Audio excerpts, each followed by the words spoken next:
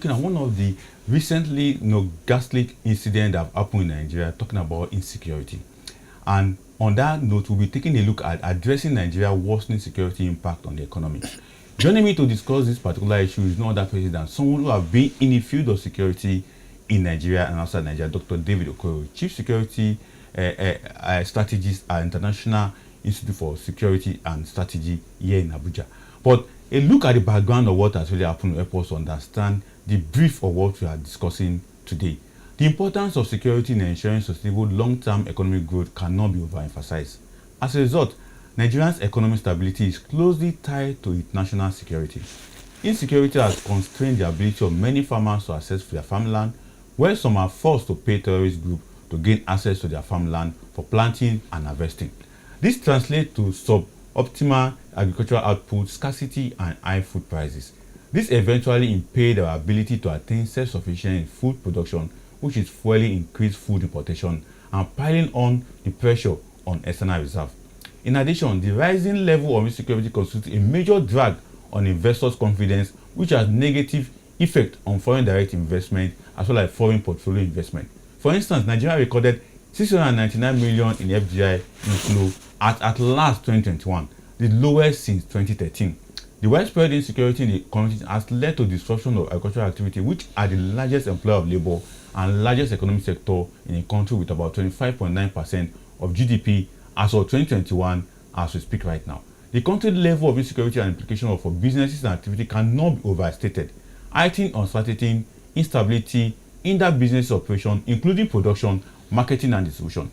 Agriculture also provides input for various manufacturing companies, with Nigerian high food inflation rate as of March 2025 at 23%.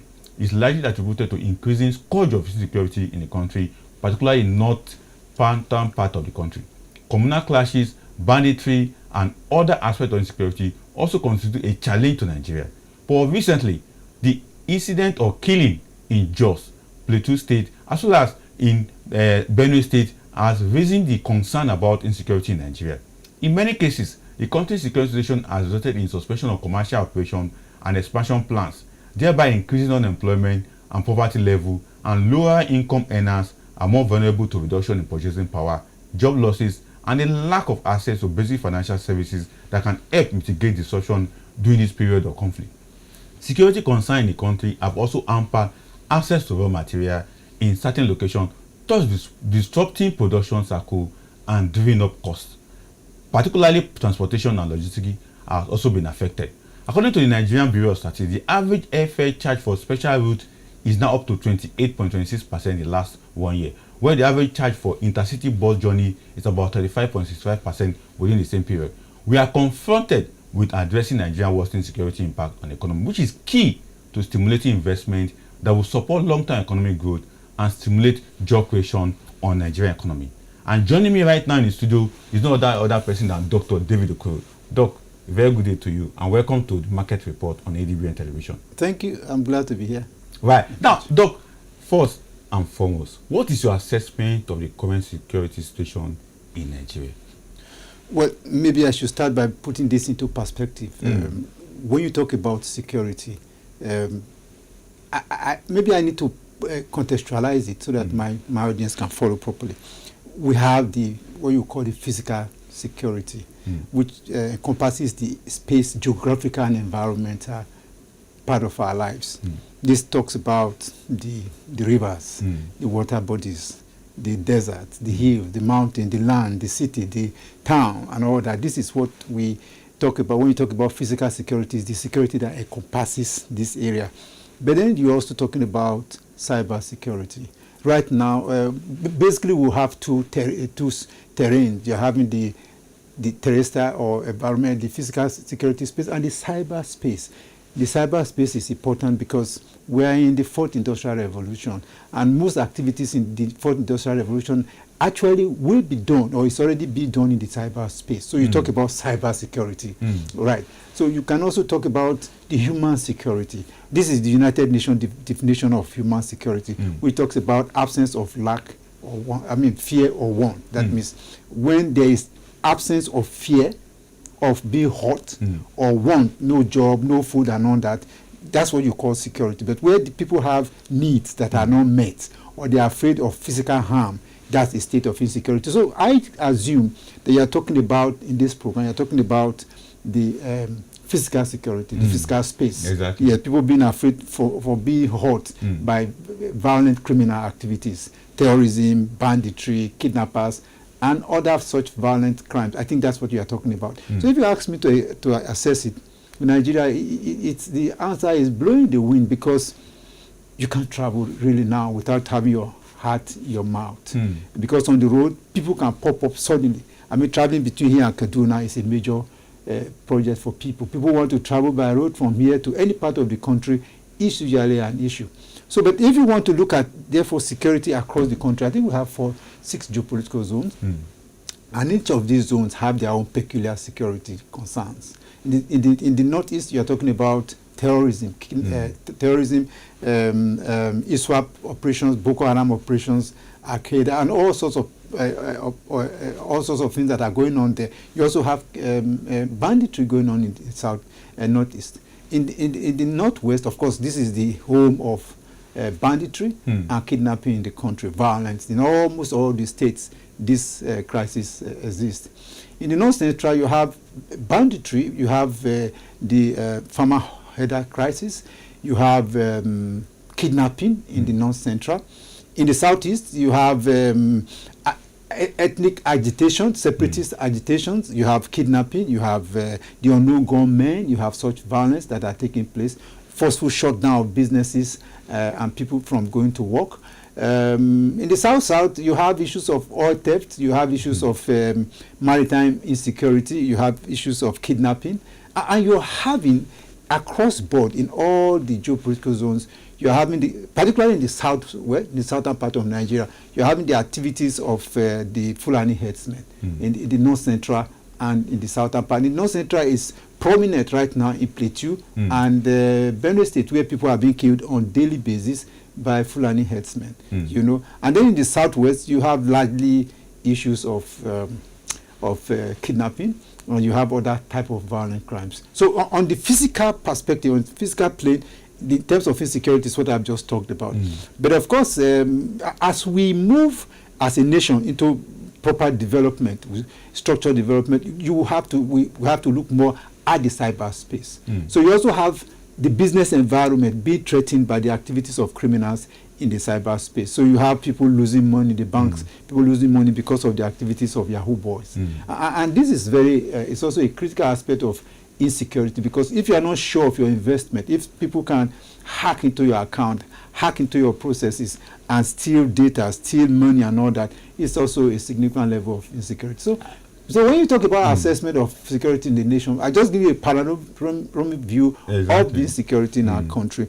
And yeah, that's what it is. Actually, when we talk about this panoramic view that are given to us, what most people will be concerned is that aspect that you mentioned: fear, tension, inability of people being afraid to even move from zone A to B or from zone C to D. And that's the concern. And that alone, in the view of many economists, in the view of many financial experts, it has become a danger to economic development. And that's why we're looking at it from that angle, that how can we address this particular issue? Now, moving away from that panoramic view that are given to us, now let's now consecrate this particular issue in the aspect of what people are thinking about our country as a whole, particularly business environment, the global business environment, who are thinking of bringing their money into Nigeria to come and invest, and they begin to see all this issue of killing here and there. How do they feel? And from your own perspective, this does not go well for the economy.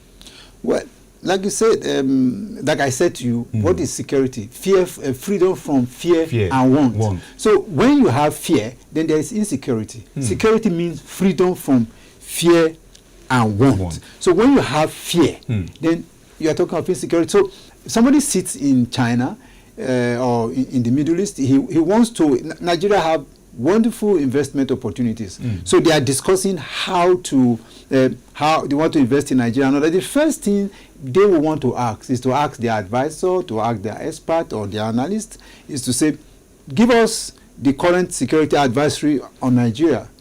And they give you, what I just told you now is just a surface review, but they give you the detailed analysis of the security situation, and fear is on the top of it. If I come to Nigeria, do I have a chance of being kidnapped? Will my workers not be kidnapped? Will criminals not come and burn my factory? Can we easily move around?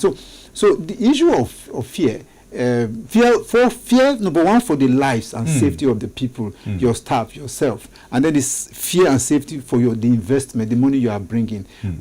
Tomorrow somebody can wake up and say there is one violence in Lagos, and they burn all your investment to the ground. Or suddenly you wake up and find the airports have been shut because of insecurity and all that.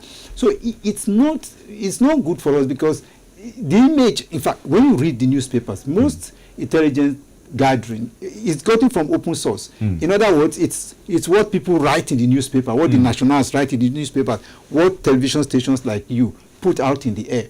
People analyze it, they sit back in think tank excuse me, across the world, and they analyze all this, and it's based on this that people will take this business decisions. So it doesn't matter if your president spend half of his own tenure outside, say he wants to attract investment, or all the governors decide to go out all over the world. You come, it's a circus show. People come and they earn some money and they go back. But the investors will always look for hard facts. They look for hard information. Before they make investment decisions. And like I said, the situation we have in terms of insecurity is not helping us. It won't help investment. It will help business growth. It will help people to bring in their resources to this part of the world. So the first thing, really, you're asking about investment issues. The first thing anybody could make up their mind on is security. You are in the studio today because you are assured of your security. That's how that's why you stepped out of your house and say you are going to come to work. All the other staff here are coming to work because they believe that they are safe and they will not be hurt. Do you understand? So if there is any threat, a change in that belief that something can happen suddenly, either people will not come to work or they will be afraid to even set out in the first place. It's the same thing. If I say now, let's go to Kaduna, you will think twice. You will think twice. Exactly. Why? That's insecurity. And this is we are talking about within Nigeria. Talk less of people who are coming from outside. This is why I said that Dangote is the father of Nigeria's second independence. He's the father of Nigeria's second independence. The first independence was political independence, but the energy security and the energy independence is being championed and provided by Dangote. And Dangote have to work against high risk of insecurity to be able to invest. But then the question is, how many people are willing to put their money in an environment? I'm talking about putting investment, high risk, or funding to fund high-risk investment in the area of security calls back to the issue of government spending. In the 2025 budget alone, the security is taking close to 6 trillion naira. And this has become a routine year after year, security architecture taking over 5 trillion, 4 trillion. But we still have that issue of not being able to capture or end this insecurity. From your own perspective, the government effort, is it because of funding or is it because lack of that political will to ensure that we have that high risk, deflected in our architecture in Nigeria? No, well, the problem of insecurity in Nigeria is, if you say you're going to begin to talk of the analysis, is wide. You have different reasons why we are where we are. First of all, is the structure of Nigeria as a country, the political structure, the economic structure, the role of religion and ethnicity. Then you talk about issues of corruption, which is huge. You talk about mixing politics and security. You talk about putting the wrong peg in the wrong hole. And then you talk about political will. The political will, a politician ready to do. And then the resources that are provided, it's not as if money has not been provided from year to year. Money has been provided, but they are stolen, mismanaged, misallocated. These are the reasons why you are not seeing the money. It's not as if, like I was saying in another interview yesterday, it's not as if police is not getting adequate funding. The money leaks. It's stolen. Most of it is stolen. So it at different levels, people steal. At National Assembly, they steal. The politicians steal. In the villa, they take part of it. The police leadership officer take part of it. And then the people in the tactical, in the strategic location, in the police, down to the DPO, anything that drops, everybody takes its own. By the time it gets to actual operation for you and I, there's nothing left. So it is massive corruption. And then in Nigeria, nobody asks questions. They give you this money. Nobody asks. Even those who are supposed to ask you, when you come, you take your own, you give them their own, everybody go home. And then we are left home and dry with nothing to show for it. So you ask yourself, the military is giving so much, the security sector, who polices them? Who truly asks, say, look, give us an account of what you spend, what we call value for money. Let's see what money you have done with the money that was given to you. Nobody ever asks anybody that question. So as long as that situation exists where there is no accountability, you cannot have security. Security is premised on accountability. Without that accountability of what you have received, what you got last year, we want to see how much arms did you buy, how many bullets did you buy, how many battlefield tank did you buy, you bought aircraft, what kind of aircraft. So until we have people who can ask questions and demand accountability, we won't be able to defeat insecurity from the perspective of huge budget that you spoke about. But the second aspect of that budget, huge budget really, is that most part of the equipment we use, everything, we use in the security sector, most is imported. And it is denominated in dollar. So if you really convert that amount, you are talking about the trillions in naira. If you convert to dollar, it's small. For instance, I can't put the figure this year. Nigeria is perhaps the 6th or 7th in terms of spending in Africa. Angola spends more money than us. Egypt far ahead of us. South Africa ahead of us. Morocco ahead of us. All of them ahead of us. So our spending actually is one of the lowest in the continent. Meanwhile, we have more problem than any other person. We have more population than any other person. We have more land mass that is troubled than any other person. So it's still an issue of maybe, yes, like I said, inadequacy of budget, and even the one that is provided is not being adequately used. So that's on the side of budget, that adequate funding is not provided for the security sector. But the one that has been provided, let us even see how well it has been used before we now know, okay, this is the gap, this is the actual gap that's available. Then you talk about political will. Now, we have a crisis all over the country. There's a single denominator. And that single denominator is that the Fulani herdsmen are killing people all over the country. If you go to Plateau State, it's Fulani herdsmen. If you go to Benue State, it's Fulani herdsmen. If you go to Edo State, it's Fulani herdsmen. If you go to Enugu, it's Fulani herdsmen. If you go to Ebonyi, Fulani herdsmen. If you go to Osun State, it's Fulani herdsmen. So we know fairly well that's the greatest security issue today. That is the activities of the herdsmen that are killing people and disrupting the economy. But there's no political way to address it. Nobody is doing something about it. The latest the president said was that the Plateau State governor should take responsibility and put the political will necessary to address the issue. But the president have not done it from his own part, because you are asking a small person who does not control the armed forces, who is just a state governor, to address an issue that is gigantum, that even the federal government is afraid to address. And my fear, like I keep saying, is that until you deal with that issue of the activity of Fulani herdsmen, you continue to have crisis. You continue to have people being afraid to, and it's the same herdsmen that are principally responsible for kidnapping. So one of the things that creates fear in the heart of people and investors in Nigeria is kidnapping. Kidnapping. And these are the same people that are responsible for majority of the kidnapping that is going on around the country. So the issues are fairly there out before the political leadership, the president and other political leaders, that these are the issues and that they need to be dealt with. Exactly. And talking about the leadership, particularly the political leadership, talking about President Tinubu, which you have rightly mentioned, that needs also to stand on the right of political leadership. The same president is targeting $1 trillion economy. $1 trillion economy. But here in our face, insecurity. Here in our face, X-Men, farmers crisis, and the rest of them. And one other aspect of this government is that they are doing as much as possible to attract investors to the livestock and agricultural sector.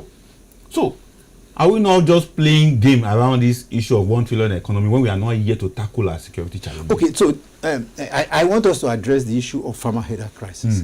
The farmer header crisis prognosis presupposes that there is a conflict between the farmer and the header. There's no conflict. What you have is the aggression of the herders. The farmers don't have the capacity to confront the herders now. The farmers are sedentary people. They are in their farms, and they are trying to edge out the living. But then the herdsmen, Fulani herdsmen, coming from across West Africa and other part of Nigeria, well resourced, well armed, with military grade equipment, comes to the farmer, shoots the farmer, and bring in his cow to eat the crops, both the harvested crops and the ones that are still green, to eat them all. It is a wrong narrative to say farmer herders crisis. No, it is the conflict or the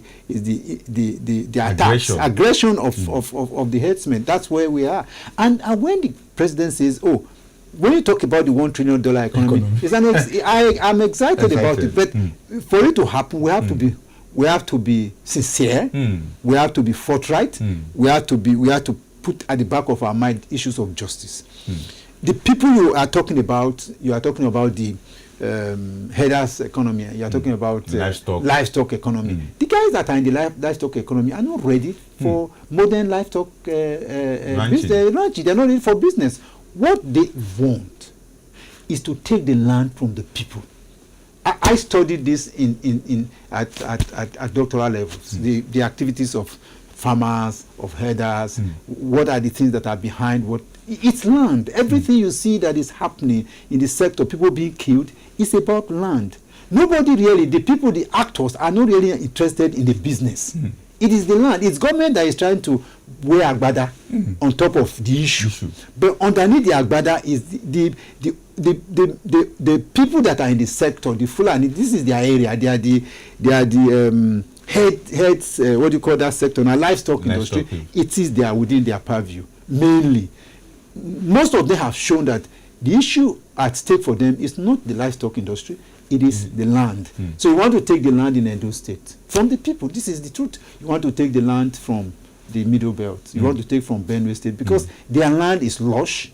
It is greenish. So you want to drive them off the land and take the land. And that is why we are having this crisis. So if government really want to address issues of insecurity, and like I said, what is in our face right now, it is the activity of the herdsmen and issues of kidnapping. If government want to address it, then we know where to go. Exactly. And I'm talking about the land, beyond just grasses, flourish grasses that are on the land, there are beneath the land resources. Yep. And in Nigerian case, the government is also trying to attract over many investors to the 500 billion found resource in the mining sector, because it has been discovered that about $500 billion is the worth of Nigerian land resources. Talking about the underneath product under it, talk about gas, talk about gold, and the rest of them. But with this crisis at hand, can they really achieve that? Can they really attract people to that mining sector, which has now become a contention whereby land is also a biggest contention when it comes to crisis in Nigeria? No, but so security, like I said, it underpins everything. So when you are talking about investment in the solid mineral sector, exactly, I have a friend who, with some Canadians, brought in equipment to mine gold in Niger State. While they were working, bandits came and took over the environment. They had to run. They had to leave their equipment there. All the millions, hundreds of millions that was invested, it's there. They can't go there. So yeah, you have solid minerals, but when people can't access the land because of banditry, and again, the same banditry you can trace to a particular ethnic groups. So we have banditry that have not be dealt with. You have violence that have not been dealt with. So you cannot mine. So in other words, our agriculture is locked down. Our solid mineral industry is locked down. No matter what government tells you, people can't access those lands. No matter how beautiful the policies, no matter how beautiful government statements are, no matter how beautiful the trade fairs are, when it comes to operation, the land is locked because of criminal elements and insecurity. For agric, this is, agric, is it 26% of our GDP or something? Exactly, 21%, okay. So you talk about solid mineral being also high. But both of them are locked right now because of insecurity. You won't want to risk your life right now and go to Niger State and say you want to go and mine gold or something. Bandits will come one day and burn everybody, kill everybody. If you go to Katsina State, bandits are in charge. Go to Zamfara State. These are high-level gold places. If you go to Oyo State and Osun, those forests where gold is and other precious mineral are being taken over by the herdsmen. So the land is locked. The solid mineral sector is locked. So again, like I said, yeah, the $1 trillion economy is wonderful. I am excited. I look forward to it. But as long as our resources are locked in the ground because of insecurity, that will be a pipe dream. Except the president take the political will to address the issues of insecurity, which I said is there before us. The causes are there before us. The personnel is there before us, and therefore what to do should be there before us. But then we need somebody who will take the mantle and say, I am in charge, and deal with it. Otherwise, every other thing you are talking about will just be a pipe dream. And I'm talking about the effect of this particular insecurity. We are seeing that the poverty level is rising, unemployment also is rising, and IDPs are springing up everywhere. Not just in Benue State that people are talking about on social media. IDP is also springing up in Abuja. It's springing up in Plateau State. Just recently, Borno State was having an attack from insurgent Boko Haram, and the governor cried out and said 3 local governments have been taken away. So, with the effect of all this security, we have a boiling point in our hand, or as you normally say, a keg of gunpowder that is about to be exploded. So, what would be your advice to the government right now? Because we are taking a look at possible solutions, practical and evidence-driven solutions that the government needs to take. Although you have been mentioned of political will, but beneath political will, what else can the government start doing? Well, the needs are many. For instance, we have an armed forces that is less than 400,000 men. A country like Egypt have about 1 million policemen. And Egypt police, about that, if not more than that now, that's in the police service. It's not all the other, yeah, and they have the secret service, whose number nobody knows, and all that. In Nigeria, so if you put together the Department of State Service, the Nigeria Army, the paramilitary, the police, probably have less than 1 million people. And you're asking them, or maybe slightly above 1 million, you're asking them to protect the country in crisis. You're asking them to protect the country as diverse as we are. You're asking them to protect a country of different terrains. And meanwhile, they don't have the number. Like I said, they don't have the number. That number is not properly trained and resourced. That number is not properly deployed. It's misdeployed, because you are talking of the police, for instance, where you have about less than 400,000 policemen, really, about 380,000, and a third of that is doing boy work. They are protecting Lebanese, they are protecting Indians, they are protecting Chinese, they are protecting those who are the VIPs. The VIPs. I'm talking of foreigners. So what you get in the police, for instance, is if you can pay for security, you get it. And the crisis we are having is that people are afraid of their security. So the rich and the wealthy who decide to stay in Nigeria or come to Nigeria pay for security. So they pay the police, and the police is willing to withdraw their men from critical national sectors to protect the VIPs. So you have a situation where you have very little number of policemen available to protect the public space. So if, like I said, the total number of policemen available, for instance, to protect 250 million people is 300,000 policemen. Is that not a joke? So how do you expect them to succeed? And then the policemen are not properly resourced. The mobilities are not there. The assets to move, the platform to move are not there. Aircraft, boats, and vehicles are not available. The armament are not there. Adequate armament are not there. Technology that support policing is not available. And then you are talking about the military. Same problem. How many military men do we have? And they are required to work in every part of this country. The military does police functions. So if you have asked military, focus on military work, maybe the numbers and the resources they have right now, we can say, okay, you can cope. But you're asking them to do police duties. So you're asking military to do national security functions and then internal security issues. It becomes defense security, defense issues, and then they are now doing other national security issues, including policing work, including even VIP protection, which is completely outside the military terrain. So that's why I say misallocation. And then the military don't have the equipment to work, the assets to work. They don't have adequate. They might have, but just like you hear the governor of Borno State saying that the aircraft, the attack helicopter, they used to be stationed in Borno State because of the crisis in the northwest. Is more has escalated. The aircraft are simply moved from there. What tells you is that we don't have enough. If there was enough, you would just deploy. You don't have to move from where there are crises to a place where you think there's more crisis. So it tells you that we don't even have adequate assets to secure Nigeria. So it's an issue. When you talk about political will, it's an issue. So now, health, we desperately need resources in the health sector.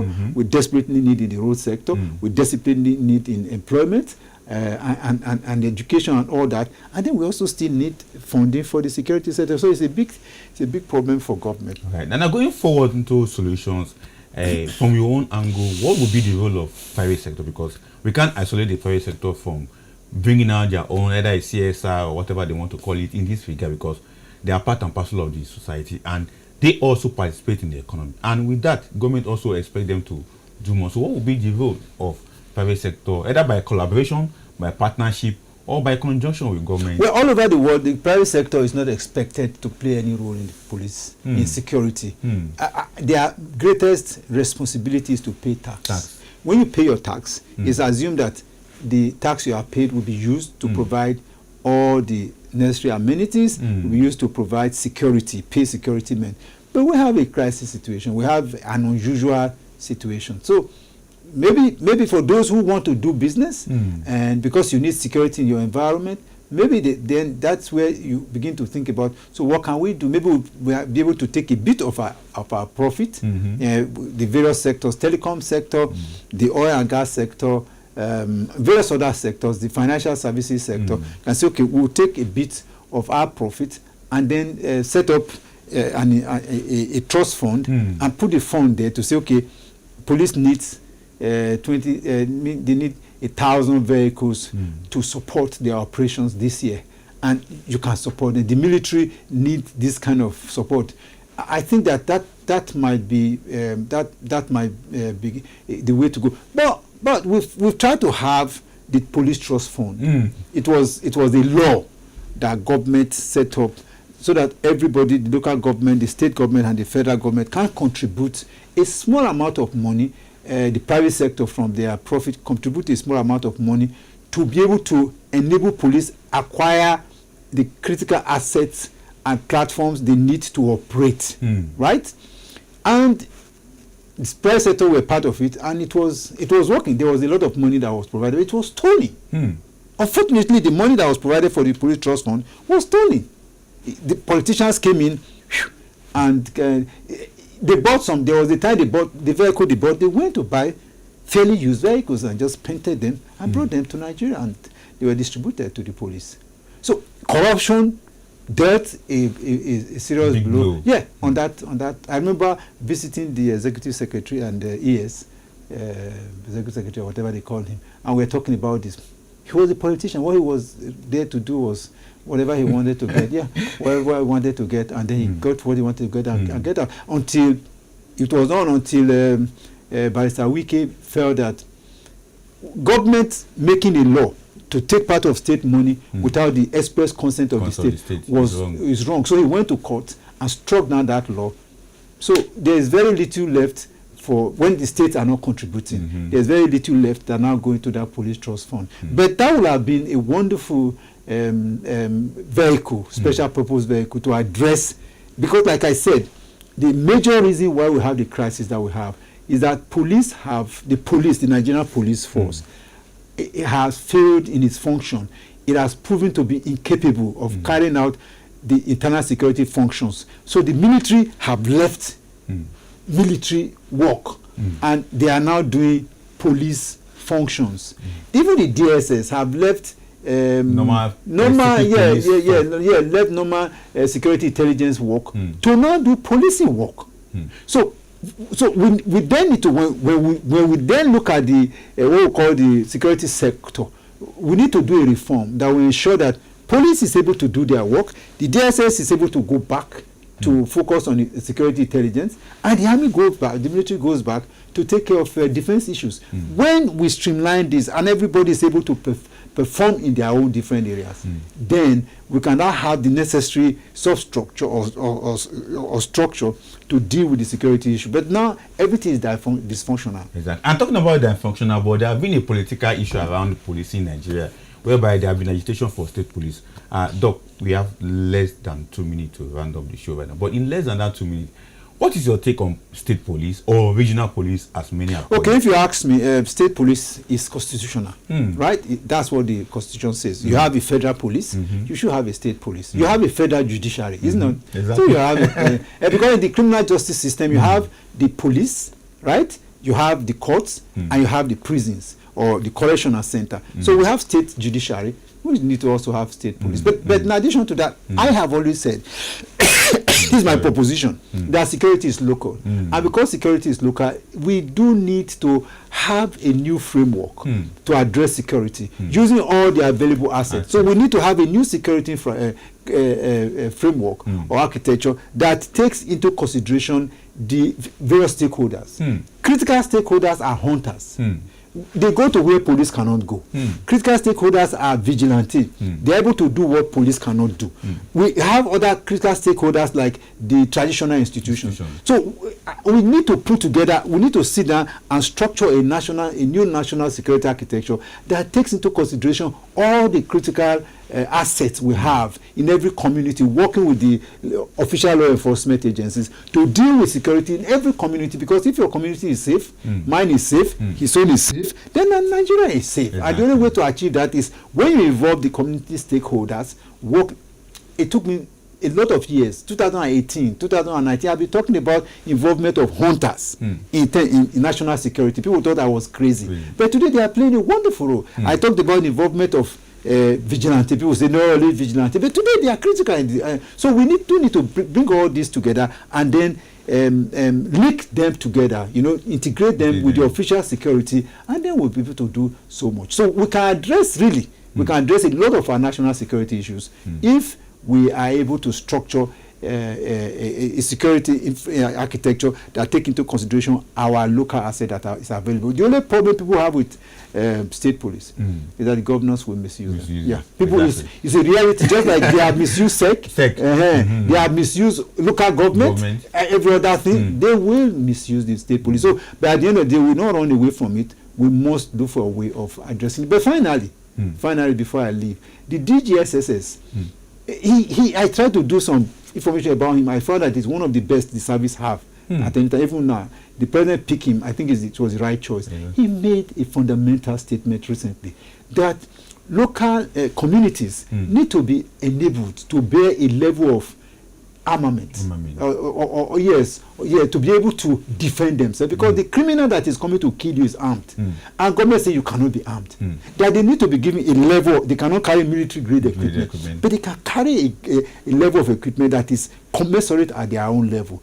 If all the communities have a measure of armament, so that they can serve as the first line of defense, when criminals come, you're able to stand until you have official security come to reinforce. This is how it should be. But now you say everybody fold your hand, they come and kill you, and everybody disappears. The proposition he made that we should find out how, as a nation, we allow communities to bear a level of arms and ammunition, and then they are properly regulated and controlled, and structured.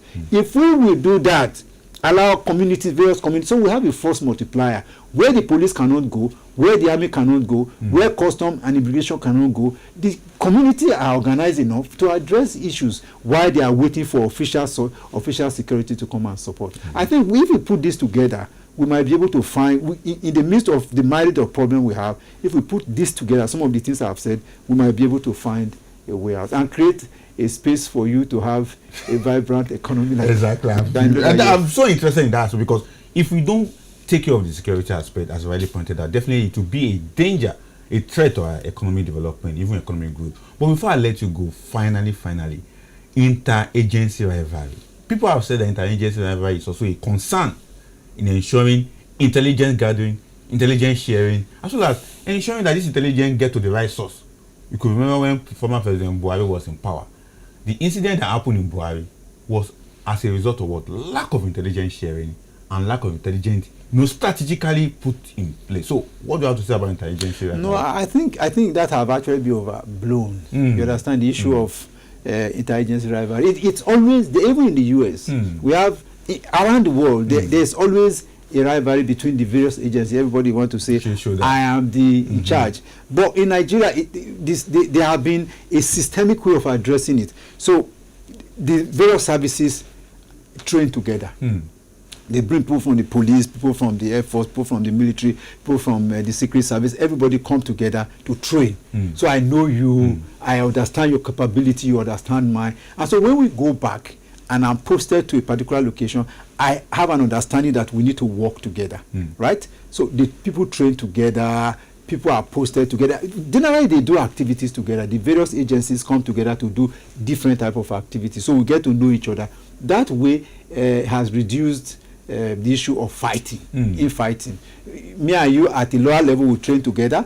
Now, by the time we're at command level, we already know each other, so we can relate. I can call you on phone to say, this is what is happening, this is what I want to do. So, intelligence rivalry is not the way it used to be. The issue of intelligence gathering is not even the issue. People say it's failure of intelligence. No. Many times, if you understand how the system works, the intelligence boys will provide the right information. What the politicians do with it is another thing. What the chief executive does with it is another thing. They provide information before the president that this is the problem. Like we all know now that there is a crisis and that the common denominator in that crisis is the Fulani herdsmen. Do you need intelligence to tell you that is it? It's there. It's an open issue before everybody. Do you need the president do you need any intelligence to come and tell you that, Mr. President, we need to address this issue? So many times it's not really the fault of the ordinary intelligence officer that is walking around the clock with his life. It is not always the issue with them. It is the issue of what does the politician or those who hold political position do with security issue that is put on their table. It's been processed. The intelligence is processed and put on the table of those who should act on it. If they refuse to act on it and say leave it there, what does the intelligence officer do? So it's left for the politicians to act. So like I said, we talked about the inadequacies within the context of the country where we find ourselves. If we are able to really sit down, we can structure a security architecture for our country that can work. I mean, I've been part of structuring security structures, framework to make things work. And I know that for Nigeria, we can structure a security architecture that will work, right? It's not gone, it's not heavy equipment and all that, but small things within the context of where we are. Political decision here, some strategic decision there, some tactical decision here, and then we can structure something for our country that can ensure that our country is safe and protected. Thank you so much, Dr. David. But let me ask that there's hope for Nigeria. Exactly. There's hope, and that's what I'm talking about, because the economy, as you see, the potential of that Nigerian economy is huge. And if we don't tackle the challenge, particularly insecurity aspect of it, and that's where we have the danger. Thank you so much, Doctor, for coming on the show. It's quite, very, very elusive, very, very interesting aspect of your discussion. And anytime we are on the platform discussing, we always have this, conversation that go deep into the deeper part of analysis, coming from the angle of security expert and talking about the economy aspect of it. And thank you so much for coming. And we hope to have you another time soon. My pleasure always. All right. Always.